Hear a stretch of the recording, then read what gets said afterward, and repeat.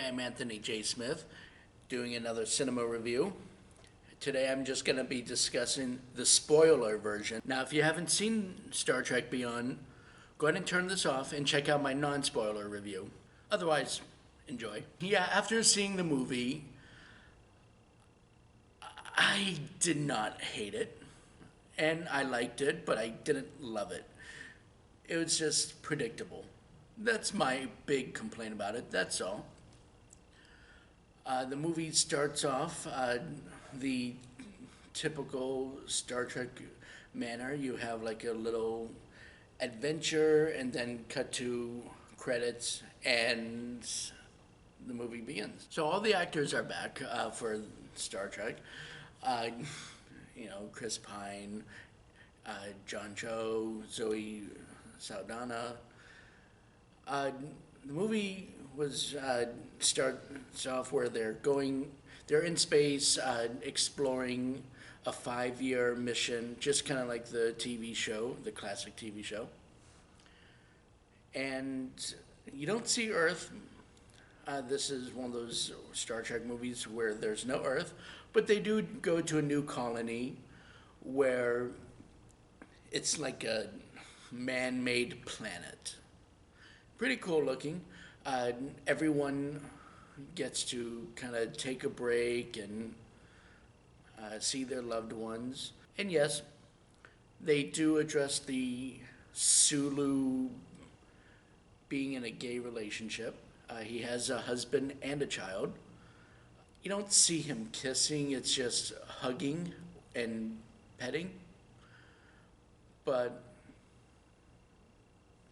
I'm not really sure how I feel about that one because, on one hand, Star Trek's always been good about having diversity in their cast.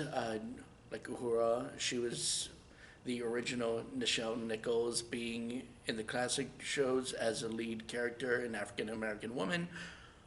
But, or like having George Takei as Sulu, being Asian and him being like the first one to have plenty of screen presence. But to have Sulu be gay in the movie,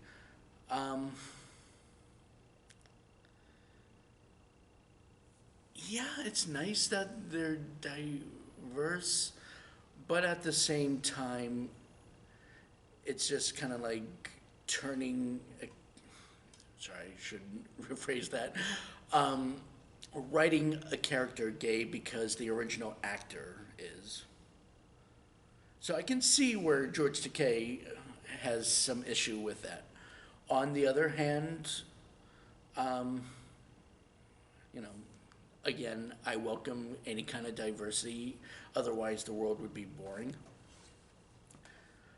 So everyone's,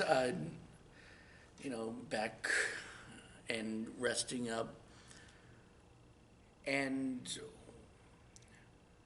we're faced with some interesting side plot where Chris Pine's Captain Kirk is being offered a promotion that he's considering taking.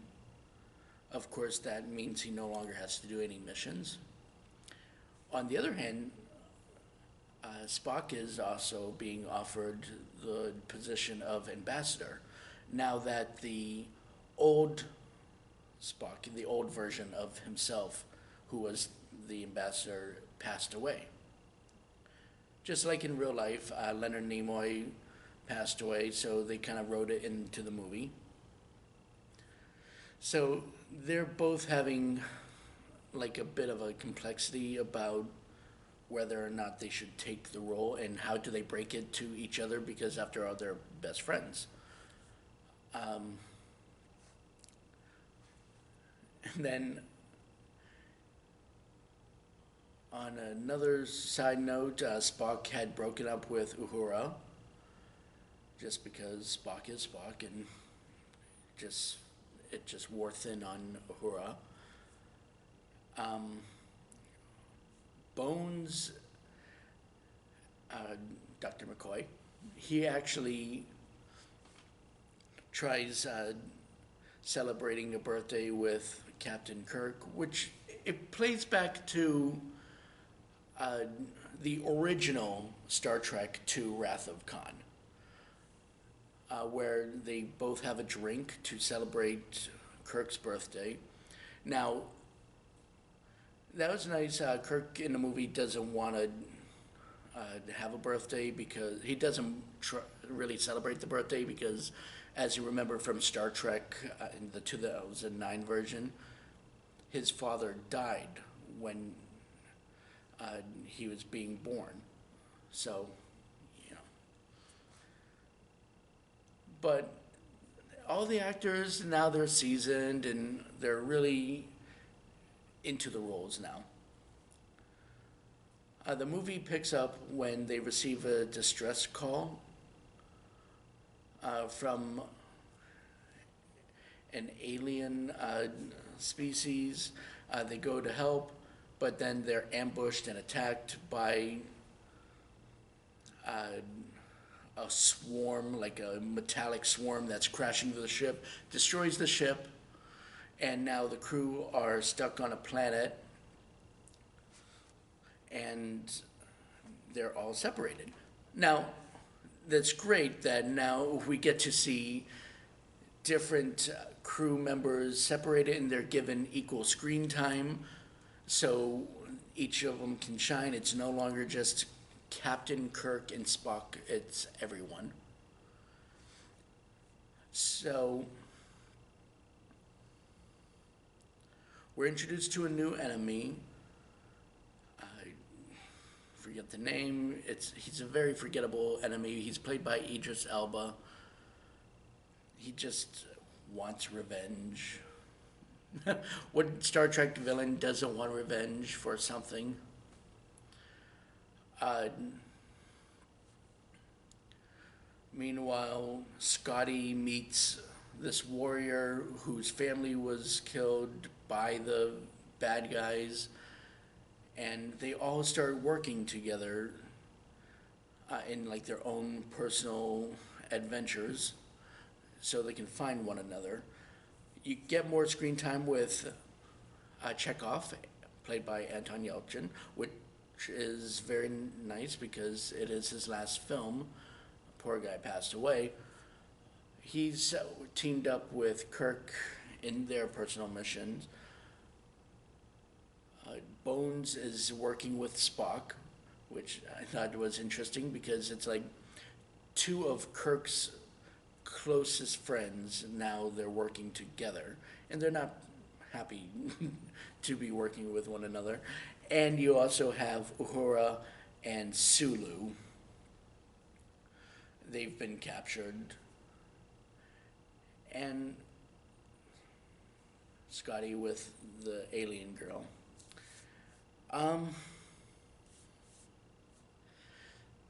The plot is very paper thin. It's just the bad guy has a swarm technology that he wants to use to destroy things. He's trying to destroy the man-made planet that they were on, the crew was on originally. And it's just random action, not too many quiet moments. And Scotty uses an abandoned ship to help them all leave from the planet without getting too far into it, of course. I will say that they find out that the Idris Elba villain was once a former Enterprise,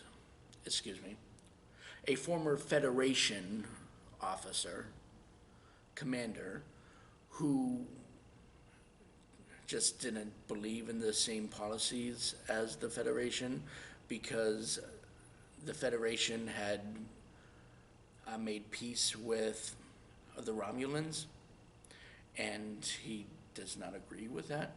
So, yeah, it's your typical villain who was a good guy but now became a bad guy and he wants revenge. That's that's all. We've seen that before.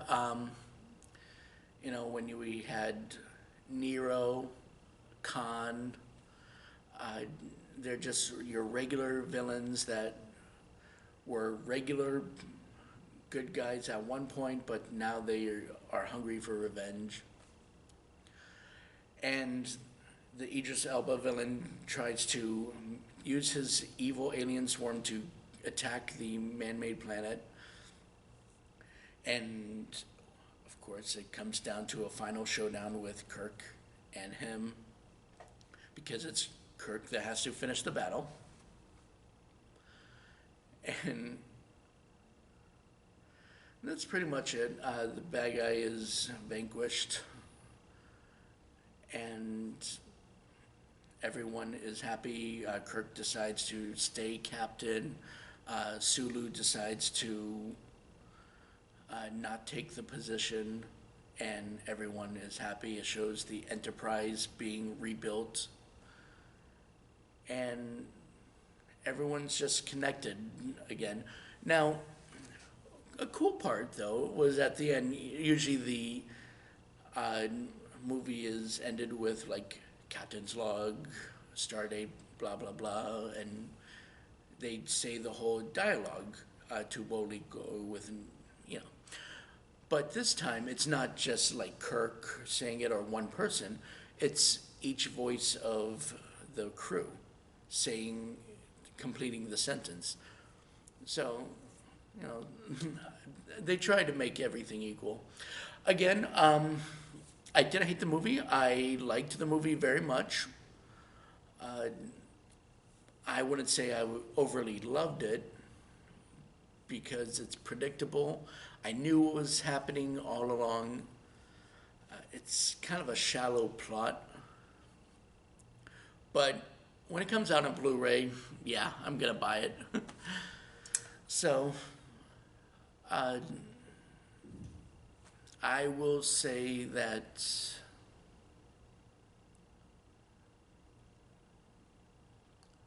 what grade should I get it? Well, I'm gonna give it a better grade than I gave Ghostbusters. Ghostbusters, I was being pretty generous with by giving them a B, the movie a B. But this one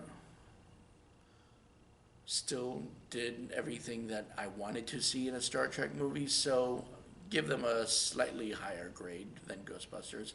I'll give them an A minus.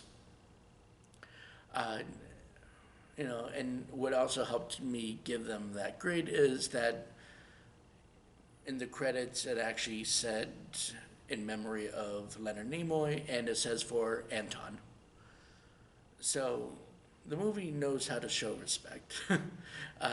You can tell everyone had fun in the movie, had fun on the set. So, yeah, I'm giving it an A minus.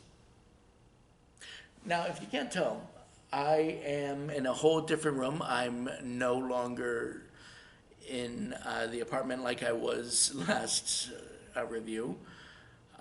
This just happens to be where I'm scouting for locations for Anthonix Maximus. And that and sneaking into a classroom in a school night.